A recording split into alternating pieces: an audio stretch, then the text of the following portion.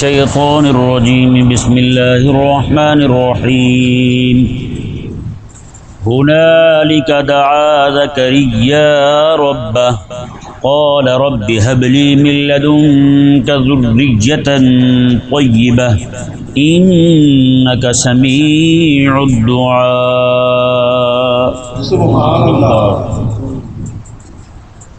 عشاء کریمہ کا تعلق بھی پچھلے مضمون کے ساتھ ہے۔ جب حضرت سیدنا زکریا علی نبینا و علیہ الصلوۃ والسلام باہر سے کہیں باہر کام کو جاتے واپس آتے حضرت مریم کے پاس، تو ان کے پاس پھل دیکھا کرتے تھے، وہاں پھل موجود ہوتے۔ یہاں یہ ذہن میں رہے کہ لفظ جو ہے نا وہ واجدہ عندہا رزقا، واجدہ عندہا رزقا، ان کے پاس رزق پایا انہوں نے۔ یہاں رزق سے مراد رزق حصی بھی ہو سکتا ہے اور رزق مانوی بھی ہو سکتا ہے۔ رزق حصی ہونے کی صورت میں یہی کہ آپ نے دیکھا کہ وہاں بے موسم پھل پڑے ہوئے تھے۔ حضرت زکریا علیہ السلام نے دیکھا کہ پورے علاقے میں اس موسم کے پھل نہیں ہیں، کسی کے درخت پر لگے نہیں ہیں، لیکن حضرت مریم رضی اللہ تعالیٰ عنہ کے پاس وہ پھل موجود ہیں۔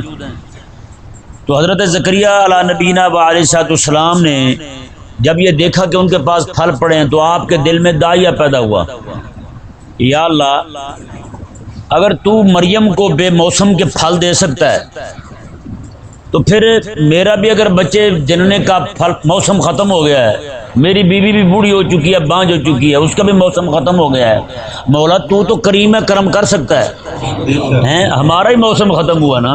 جیسے یہاں پھلوں کا موسم نہیں ہے، بے موسم کے پھل مریم کو دے سکتا ہے، تو اگر ہمارا موسم بچوں کا ختم ہو گیا ہے تو ہمیں بھی تو عطا فرما سکتا ہے۔ یہ اگر رزق سے مراد رزق حصی ہو، یعنی یہ پھل ہوں، تو پھر اس طرح داعیہ پیدا ہوا۔ اور دوسرا جو ہے نا اس کی تفسیر اسی آیت مبارکہ کی کہ اس رزق سے مراد رزق حصی نہیں، رزق مانوی تھا۔ حضرت زکریا علیہ السلام ہی خود آتے تھے ان کے پاس، اور کوئی دوسرا بندہ آتا نہیں تھا، اور کسی سے کچھ سیکھتی نہیں تھی، کوئی انہیں پڑھاتا نہیں تھا۔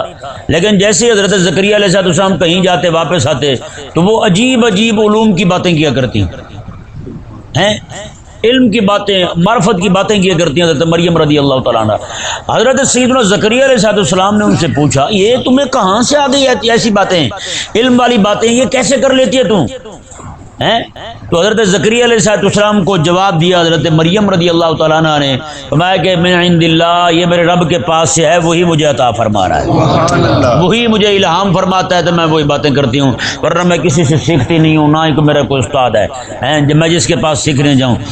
تو یہ اب اس صورت کے اندر کہ ان کو رزق مانوی مراد علم ہو یہاں پر، تو پھر اس کا داعیہ یوں پیدا ہوا حضرت زکریا علیہ السلام میں کہ مولا جس طرح تو نے اس بچی کو علم عطا فرمایا نا، مجھے بھی کوئی اولاد عطا فرما جو انبیاء کی علم کی وارث ہو اور تیرے دین کی خدمت کرنے والی ہو۔ پھر داعیہ یوں پیدا ہوا حضرت سیدنا زکریا علیہ السلام میں۔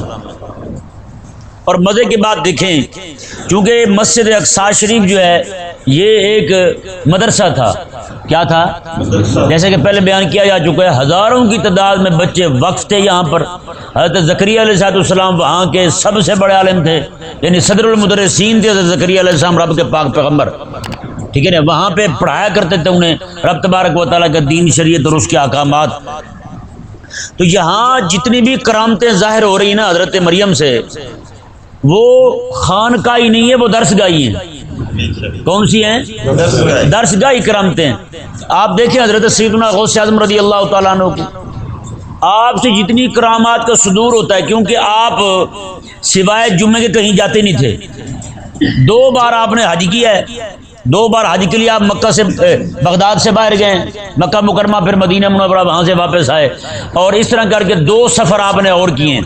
ایک سفر آپ کا اور ملتا ہے وہ عراق کا علاقہ تھا، وہیں گئے، اور دوسرا سفر جو تھا وہ بھی عراق کا ہی صوبہ تھا، کردستان ایک بہت بڑا صوبہ ہے وہاں کا، عراق کا، وہاں آپ تشریف لے گئے، وہ بھی تبلیغ کی نیت سے گئے تھے آپ۔ اور جب سے 18 سال کی عمر میں آپ ایران سے عراق گئے ہیں، اس کے بعد زندگی ساری واپس نہیں آئے، واپس نہیں گئے اپنے گاؤں۔ ایک روایت کے مطابق ان کی اماں وہیں وفات پا گئی، ایک روایت یہ ملتی ہے کہ ان کی اماں جو ہیں انہیں ملنے کے لیے بغداد شریف آئی تھی، وہ پھر وہیں بغداد میں رہیں۔ اس طرح کر کے یہ روایت، دو روایتیں مختلف طریقے سے ملتی ہیں۔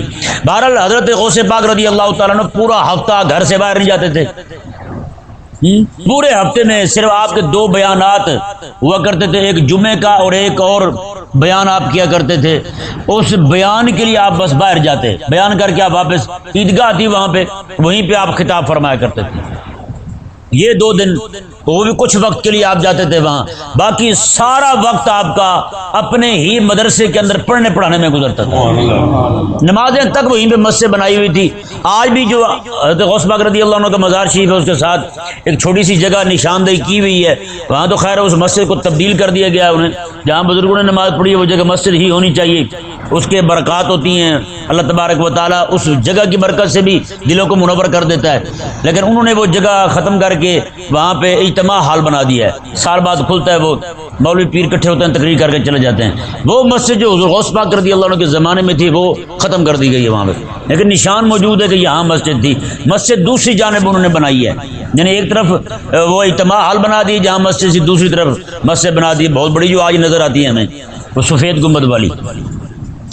تو یہ آپ کی کرامتیں جو ہیں وہ ساری کی ساری کیا ہیں؟ درسگاہی کرامتیں، کیونکہ آپ مدرس تھے غوث پاک رضی اللہ عنہ، آپ عالم ربانی تھے ہیں۔ یہ تو آج لوگوں نے ہم نے تعارف لوگوں کو اور طرح کروا دیے نا، جیسے عام پیروں کا تعارف ہوتا ہے کھانے پینے والے، وہی تعارف ہم نے کروایا ہے حضرت غوث پاک رضی اللہ تعالیٰ عنہ کا۔ تو یہ آپ کی کرامتیں جتنی بھی ہیں وہ ساری درسگاہی ہیں۔ حضرت سیدنا داتا صاحب رحمہ اللہ کو دیکھ رہے ہیں، آپ کی جو 2-4 کرامتیں ملتی ہیں نا سننے کو آتی ہیں، وہ ساری وہ بھی یہی ہیں۔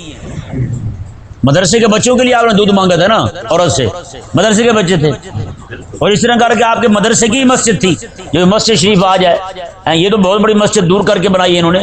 داتا صاحب رحمہ اللہ کے زمانے میں مسجد بالکل قریب تھی آپ کے، تو وہ مسجد شریف جو ہے یعنی کہ بنا دی آپ نے، مدرسے کی مسجد تھی آپ کی، کہ آپ کے اس مسجد کے اندر سب سے زیادہ نمازی آپ کے مدرسے کے ہوتے بچے ہوتے تھے، وہی نماز پڑھا کرتے تھے۔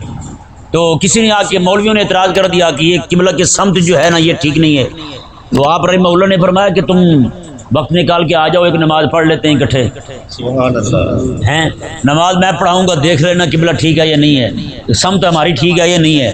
آپ نماز پڑھانے لگے، مصلی پہ کھڑے ہوئے، جیسے اللہ اکبر کہنے لگے نا تو اس طرح کر کے انہوں نے ہاتھ اٹھایا، دیکھا تو سامنے اللہ تعالیٰ نے سارے پردے ہٹا دیے، کعبہ سامنے نظر آ رہا تھا، ہیں وہ سارے مان گئے، انہوں نے کہا جی ہم ہی الٹے تھے، آپ کے قبلے کی سمت ٹھیک تھی۔ سمجھایا نا مسئلہ؟ یہ کرامتیں بزرگوں کی ساری درسگاہی ہیں۔ آج بڑے لوگ کہتے ہیں، میں حقیقت کہتا ہوں، درسگاہ پہ حملہ ہو، کافر کرے یا نام نیاز مسلمان کرے، لوگ باہر نہیں آتے، پیر باہر نہیں آتے، لیکن کسی ایک دربار پہ کہہ دینا بھی آج کے بعد اس دربار پہ کوئی بندہ نہیں آئے گا، میں کہتا ہوں دوسرے دن سارے پیر مریدوں کو لے کے باہر نہ آئے تو مجھے پکڑ لینا۔ اس وقت امت کو درسگاہ کی ضرورت ہے، جس سے رسول اللہ علیہ السلام کا دین شریف پڑھائی جائے اور غیرت والے بندے پیدا ہوں، جیسے خادم حسین رضوی پیدا ہوا ہے۔ جب تک یہ درسگاہی نظام نہیں آئے گا، آپ دیکھ لیں، ذرا کوشش کریں، آپ ذرا غور کریں، جتنے بھی بندے کھڑے ہوئے وہاں درسگاہ کے بندے تھے۔ ہندوستان کے اندر، ہندوستان میں جب انگریز نے یہاں علماء کو لٹکایا، جتنے لٹکنے والے تھے سارے درس کے پڑھے ہوئے تھے، سارے مدرسے کے پڑھے ہوئے تھے، مولوی تھے، علماء تھے سارے۔ اور اس کے بعد آپ دیکھ رہے ہیں پاکستان کے اندر جتنے بھی لوگ دین کے لیے قربانیاں دے رہے ہیں، آگے کون ہوتے ہیں؟ یہ مدرسے والے، اور کون ہوتا ہے بتائیں بھائی؟ نعوذ باللہ من ذالک۔ کاش کہ ہم سمجھ جائیں۔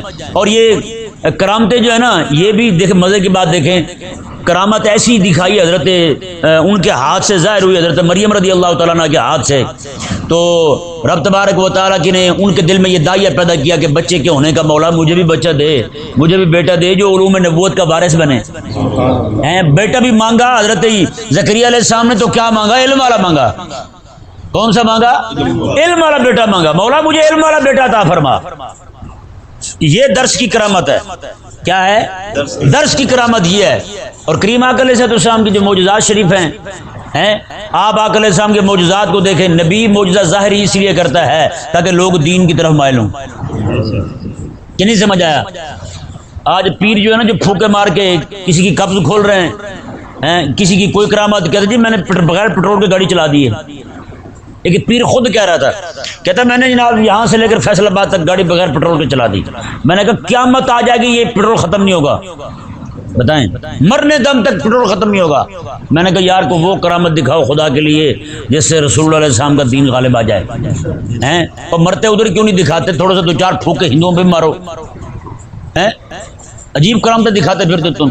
کریم آقا صلی اللہ علیہ وسلم کے جو معجزات شریف ہیں آپ دیکھیں، ان کی بہت ساری تعداد، وہ تو یعنی ہے ہی اس لیے ظاہر ہوئے آقا علیہ السلام کے ہاتھ پر تاکہ لوگ دین کی طرف آئیں، یعنی معجزے کا نفع دین کو ہے، اس کا اظہار اس لیے کیا گیا ہے۔ اور آقا علیہ السلام کے کتنے سارے معجزات شریفہ ہیں جو حالت جنگ میں ہو رہے ہیں، حالت جنگ میں ظاہر ہو رہے ہیں۔ اور ہم کیا کرتے ہیں؟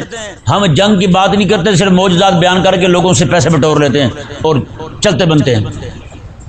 نہیں یار، جو کریم آقا صلی اللہ علیہ وسلم ایک ایک بات میں اگر آپ غور کریں نا، ڈھیروں باتیں ظاہر ہوں گی آپ کے لیے، جو ہر بات جو ہے آپ کو سوچنے میں مجبور کرے گی، ہر بات سوچنے میں مجبور کرے گی۔ یار اس بات کو اگر ہم اس پہلو سے دیکھتے، اس پہلو سے اگر ہم غور کرتے تو بات ہی اور ہوتی۔ دیکھیں جی ذرا غور کریں، اللہ تبارک و تعالی نے ارشاد فرمایا، جب حضرت زکریا علیہ السلام کے دل میں یہ داعیہ پیدا ہوا تو آپ نے عرض کی، رب نے ارشاد فرمایا ہنالک دعا زکریا ربا، اور جیسے حضرت مریم کا جواب سنا نا حضرت زکریا علیہ السلام نے، وہی کھڑے کھڑے دعا کی رب کی بارگاہ میں ہیں، وہی دعا کی رب کی بارگاہ میں، قالا عرض گزار ہوئے، رب حبلی من لدنک ذریۃ طیبہ، مولا مجھے بھی پاک صاف ستھری اولاد عطا فرما، مجھے بھی اولاد عطا فرما، انک سمیع الدعاء، بے شک تو دعاؤں کو قبول فرمانے والا ہے۔ ہاں میں بھی دعا مانگ رہا ہوں تجھ سے، دعا میری قبول فرما لے۔ اللہ تبارک و تعالی نے ارشاد فرمایا، جی دیکھیں حضرت زکریا علیہ السلام وہیں کھڑے ہیں، فنادتہ الملائکہ، ملائکہ نے انہیں آواز دی، ندا دی، فرشتوں نے انہیں کھڑے کھڑے کیا ندا دی، وَهُوَ قَائِمٌ يُصَلِّي فِي الْمِحْرَابِ، حضرت زکریا علیہ السلام وہی محراب میں ہی کھڑے تھے، ابھی محراب سے وہاں سے ہٹے نہیں تھے۔ قربان جائے رب کے نبی کی دعا کیسے قبول ہو رہی ہے۔ بوڑھے بھی ہیں، بوڑھے بھی ہیں، بیوی بھی بانجھ ہو چکی ہے، کھڑے ہو کے دعا مانگ رہے ہیں، مولا مجھے بھی عطا فرما۔ رب تعالیٰ نے فرمایا کہ یہ نہیں کہ ان کو عرصہ لگاؤ نا، فنادتہ الملائکہ، اسی وقت فرشتوں نے یہ ندا دی کہ وہ ابھی محراب میں کھڑے ہوئے تھے، کیا ندا دی، ان اللہ یبشرک بیحییٰ مصدقا بکلمۃ من اللہ، کہ اللہ تبارک و تعالیٰ تجھے خوشخبری دیتا ہے یحییٰ کی، کس کی؟ یحییٰ کی، یہ بھی بتا دیا کہ بیٹا ہوگا اور یہ بھی بتا دیا کہ نام یہ ہوگا، اللہ اکبر، یحییٰ مصدقا بکلمۃ من اللہ، میں کہ اللہ تعالیٰ کی طرف سے ایک کلمہ ہوگا، اس کی یہ تصدیق کرے گا، اس کی یہ تصدیق کرے گا۔ یہ ذہن میرے حضرت زکریا علیہ السلام اور حضرت یحییٰ علیہ السلام دونوں ایک ہی وقت میں نبی ہوئے ہیں۔ حضرت یحییٰ علیہ السلام جو ہیں، حضرت سیدنا یحییٰ علیہ السلام حضرت عیسیٰ علیہ السلام کی دعوت دیا کرتے تھے، لوگوں کو دین کے قریب کیا کرتے تھے۔ یہ ذہن میرے ان دونوں کو جو دور ہے نا، اس دور کے اندر یہودیوں کا بڑا غلبہ تھا۔ ایک ہی دور کے اندر انہوں نے، یعنی کہ تھوڑا آگے پیچھے وقت بنتا ہے کہ انہوں نے نبوت کا اعلان کیا، اور ان دونوں کے مخاطب جو ہیں وہ یہودی تھے، اور یہودی انتہا درجے کا ظالم تھے۔ زکریا علیہ السلام کے آرا رکھ کے چلا دیا، یحییٰ علیہ السلام کو شہید کر دیا، حضرت عیسیٰ علیہ السلام کے ساتھ کیا کیا انہوں نے وہ معلوم ہے۔ قرآن کریم میں جگہ بجگہ ان کی جو بدماشی ہے اسے کھولا ہے، جگہ جگہ بیان کیا اسے۔ تو یہ یہودیوں کا زمانہ ان کے غلبے کا دور تھا، بہت زیادہ غلبہ تھا انہیں۔ تو عین اس حالت کے اندر حضرت سیدنا، کیونکہ وہ عیاش تھے بہت بڑے، تو ان کی عیاشی دور کرنے کے لیے ان دونوں نے فقر کی زندگی اختیار کی، انتہا درجے کا فقر۔ دونوں نے نکاح نہیں کیا، دونوں نے گھر نہیں بنایا، بغیر چھت کے رہا کرتے تھے، بغیر چھت کے ایسے رہتے تھے۔ ایک مرتبہ حضرت اسرائیل نے پوچھ لیا عیسیٰ علیہ السلام سے، آپ گھر نہیں بناتے؟ اور میں جس کے پیچھے تو لگا ہو اسے گھر بنانے کی کیا ضرورت ہے؟ بتائیں، جس کے پیچھے تو لگا ہو وہ گھر بنا کے کرے گا کیا؟ اللہ اکبر۔ تو حضرت سیدنا عیسیٰ علیہ السلام جو ہے نا، آپ کے پاس کل جمع پونجی، ایک پیالہ تھا پانی پینے والا اور ایک کنگا، دو چیزیں تھیں۔ داڑھی مبارکہ میں کنگا کیا کرتے تھے، ایک کنگا تھا اور ایک پیالہ تھا۔ ایک مرتبہ جا رہا ہے، آپ نے کسی بندے کو دیکھا وہ ہاتھ کے ساتھ اس طرح کر رہا ہے، آپ نے وہ کنگن بھی دے دیے کسی کو. نہر کے کنارے سے گزر رہے ہیں، دیکھا کہ بندہ اپنے ہاتھ سے پانی پی رہا ہے، آپ نے وہ پیالہ بھی کسی کو صدقہ دے دیا. ہم آپ ایسے رہا کریں گے، دونوں اپنے ہاتھ سے کام چلائیں گے، دونوں کام اپنے ہاتھ سے چلائیں گے. یعنی کہ ہر طرح کی یعنی مباح چیزیں جو تھیں نا ان سے بھی دور رہے. رب تبارک و تعالی نے کیا ارشاد فرمایا جی دیکھیں، مصدقاً بکلمۃ من اللہ، رب کی طرف سے جو کلمہ ہوں گے حضرت عیسیٰ علیہ السلام، کیونکہ اللہ تبارک و تعالی نے باقی جتنے بھی لوگ پیدا ہو رہے ہیں آج بھی آپ دیکھ رہے ہیں وہ سارے کے سارے ایک نظام کے تحت پیدا ہو رہے ہیں. اگرچہ یہ بھی حکم ہے رب تبارک و تعالیٰ کا، رب تعالیٰ کے حکم کے تحت ہی پیدا ہو رہے ہیں کہ یعنی کہ نکاح کے بعد میاں بیوی کا معاملہ جو ہوتا ہے اس کے بعد جا کے مہینوں بعد جا کے بچہ پیدا ہوتا ہے. لیکن رب تبارک و تعالیٰ نے فرمایا کہ عیسیٰ علیہ السلام رب کا کلمہ ہے. کیوں کہ صرف رب کون کہے گا وہ پیدا ہو جائیں گے. اتنا رب کون کہے گا وہ پیدا ہو جائیں گے. فرمایا کہ اس کلمہ جو ہے پھر وہ نام ہی پڑ گیا حضرت عیسیٰ علیہ السلام کا، کلمۃ اللہ، رب کا کلمہ ہے. تو فرمایا رب تبارک و تعالیٰ نے یہ یحییٰ علیہ السلام جو ہیں یہ رب کے کلمہ عیسیٰ علیہ السلام کی بھی تصدیق کریں گے. انہی کی دعوت کو، انہی کے منہج کو لوگوں کے سامنے بیان کیا کرتے تھے. رب تبارک و تعالیٰ نے آگے 3 اوصاف اور بیان کیے ان کے جی. ایک تو مصدقہ، اور آگے فرمایا بس سیدہ، دینی سرداری بھی انہیں حاصل ہوگی، دینی سرداری حاصل ہوگی. اب بتائیں لوگ ان کے ساتھ جڑ نہیں رہے، لوگ ان کے پیچھے لگ نہیں رہے، یہودی جو ہیں ان کے قتل کے در پہ ہیں. رب تبارک و تعالیٰ نے فرمایا سیدہ، وہ سردار ہوگا. وہ کیا ہوگا؟ وہ سردار ہوگا، عالم ربانی ہوگا، عالم ربانی ہوگا، وہ سردار ہوگا، دینی سرداری اس سے حاصل ہوگی. ایسے کیا ثابت ہوتا ہے؟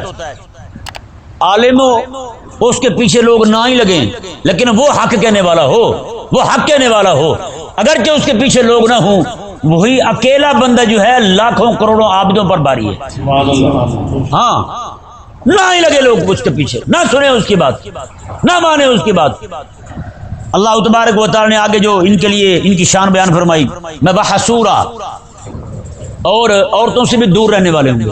یعنی ان کو دینی خدمت میں اتنا وقت نہیں ملے گا کہ وہ نکاح کر سکیں. اللہ تبارک و تعالی نے ان کی طبیعت ایسی بنا دی کہ وہ اس لذت سے پرے تھے، یعنی کہ عورتوں کے ساتھ نکاح کرنا اور ان کے ساتھ رہنا جس طرح آج ہم کرتے ہیں، جس نظام کے تحت ہم زندگی گزار رہے ہیں. فرمایا رب تبارک و تعالی نے کہ وہ دینی کام کی مصروفیت اور مشغولیت کی وجہ سے وہ یہ کام کریں گے ہی نہیں، نکاح ہی نہیں کریں گے. یحییٰ علیہ السلام، سمجھ آ گیا مسئلہ جی؟ اس سے یہ ثابت ہوتا ہے کوئی بندہ عالم ہو اور وہ رات دن دین کی خدمت میں مصروف ہو اور اسے پتہ ہے کہ میں اگر اس معاملے میں پڑا تو میرا دینی کام جو ہے وہ درم برم ہو جائے گا، تو وہ نہ کرے نکاح تو اس کے لیے جائز ہے. یہ مسئلہ ذہن میں رہے. نکاح کرنا کبھی سنت ہوتا ہے، کبھی فرض ہوتا ہے، کبھی حرام ہوتا ہے. نہیں سمجھ آیا مسئلہ؟ نکاح کرنا ہر بار سنت نہیں ہوتا. عام بندہ ہے جسے صرف جسے یقین ہو جائے میں گناہ میں مبتلا ہو جاؤں گا، اس کے لیے نکاح کرنا فرض ہے. سمجھ آیا نا مسئلہ؟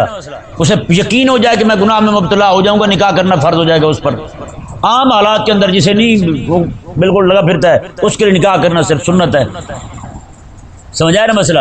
اور جس بندے کو پتہ ہے میں اپنی بیوی کے حقوق ادا نہیں کر سکتا، اگر وہ نکاح کرے گا پھر یہ کرنا ہی حرام ہے اس کے لیے. نہیں سمجھ آیا مسئلہ؟ اسے پتہ ہے میں حقوق ادا نہیں کر سکتا، پھر نکاح کرنا حرام ہے. یہ کہ پہلی بھی بن سکتی ہے، بندہ کسی سے پوچھے نکاح حرام کب ہوتا ہے. کہ نہیں سمجھ آیا مسئلہ؟ یہ انتہائی اہم مسائل ہیں. بس جس کو بھی دیکھو نکاح کرنا سنت ہے حضور کی، نکاح اس لیے کر رہے ہیں، تو باقی جو فرائض ہیں وہ تمہیں سمجھ نہیں آیا، کہ یہی سمجھ آیا جس کے تعلق تیرے نفس کے ساتھ تھا. اللہ تبارک و تعالی نے ارشاد فرمایا جی دیکھیں،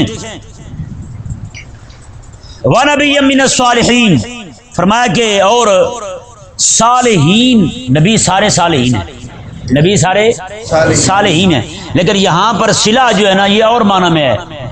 یعنی صلہ جیسے آج ہم ہیں کتنے سارے نیک لوگ ہیں، تسبیح بھی پڑھتے ہیں، نماز بھی پڑھتے رہتے ہیں، بد خلق بھی ہوتے ہیں، بد مزاجی بھی کر دیتے ہیں لوگوں کے ساتھ، اللہ اللہ بھی کرتے رہتے ہیں، اور کہیں نہ کہیں کوئی نہ کوئی جھول آئی جاتی ہے ان کے کام میں، نہیں ٹھیک بیٹھتی کلی ان سے بھی ہوتا یہ نہیں ہوتا. کتنے کتنے بڑے بندوں کو دیکھ لیں وہ جناب عبادت میں مگن ہوں گے، کہیں پہ ماں باپ کے حقوق میں کوتاہی ہو رہی ہے، یا اولاد کے حقوق میں کوتاہی ہو رہی ہے، یا محلے داروں کے حقوق میں کہیں نہ کہیں ہو ہی جاتا ہے. کہیں نہ کہیں ہو جاتا ہے، لیکن یہاں جو معنی بیان ہو رہے ہیں صالحین کا، یہ اللہ تبارک و تعالیٰ کے پاک پیغمبر حضرت سیدنا یحییٰ علیہ السلام کے متعلق امام قرطبی رحمہ اللہ ارشاد فرماتے ہیں یہاں صلہ کا معنی یہ ہے جو رب کے بھی حقوق پورے ادا کرے اور اس کے بندوں کے بھی حقوق پورے ادا کرے، کہیں اس سے کمی نہ ہو، اسے کہتے ہیں صالح، اسے کیا کہتے ہیں؟ صالح کہتے ہیں۔ اللہ تبارک و تعالیٰ نے ارشاد فرمایا جی دیکھیں حضرت زکریا علیہ السلام نے عرض کی رب کی بارگاہ میں، یہ ان کا سوال جو ہے نعوذ باللہ رب تعالیٰ کی قدرت پر نہیں ہے، رب تعالیٰ کی قدرت پر نہیں، رب نے جو فرمایا کہ بیٹا تیرے گھر میں پیدا ہوگا، یا نام ہوگا اس کا، سید بھی ہوگا، حصور بھی ہوگا اور نبی صالحین میں سے ہوگا، یہ فرمایا رب تبارک و تعالیٰ نے زکریا علیہ السلام نے کہا، عرض کی رب کی بارگاہ میں رب انا یکون لی غلام، مولا میرے گھر میں بچہ کیسے پیدا ہوگا، میرے گھر میں بچہ کیسے پیدا ہوگا، وقد بلغنی الکبر وامراتی عاقر، میں بوڑھا ہو گیا ہوں، میری بیوی بانجھ ہو گئی ہے، عمر ہماری ساری گزر چکی ہے۔ یہ ذہن میرے امام حسن بصری رضی اللہ عنہ ارشاد فرماتے ہیں آپ کو یہ سوال اس پر نہیں تھا کہ مولا ایسا کیسے کر لے گا، یہ تو ہونا ہی مشکل ہے، تو کیسے کر لے گا، ہم تو بوڑھے ہو گئے ہیں، یہ سوال نہیں تھا، یعنی سوال ان کی رب تعالیٰ کی قدرت پر نہیں ہے بلکہ بچے کی پیدائش کی کیفیت پر ہے، مولا کیسے پیدا ہوگا بچہ، میں جوان ہو جاؤں گا، میری بیوی جوان ہو جائے گی، دونوں کو جوانی واپس کرے گا، میری بیوی کا بانجھ پن دور ہو جائے گا تو بچہ پیدا ہوگا، یا میں بھی بوڑھا رہوں گا، میری بیوی بھی بوڑھی رہے گی اور ہمارے گھر میں بچہ پیدا ہو جائے گا، یہ سوال تھا، یہ نہیں سمجھ آیا، سوال قدرت پر نہیں ہے، یہ نہیں ہے کہ مولا یہ نہیں ہو سکتا اور نہ یہ اعتراض ہے، بلکہ سوال کیفیت کا ہے کہ مولا کیسے پیدا ہوگا، یہی مجھے ارشاد فرما دے۔